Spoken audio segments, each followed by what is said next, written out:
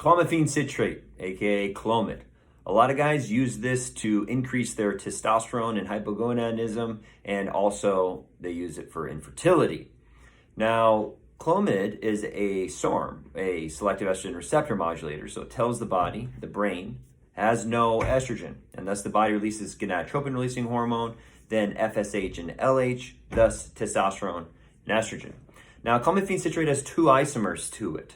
Zuclomiphene, which makes up about 38% of the drug, and it has a 30-day half-life, and it works mostly on the FSH and estrogen pathway.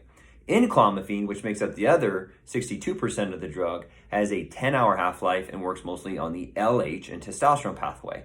That's why a lot of guys are moving towards using just Enclomiphene instead of using the whole Clomiphene citrate.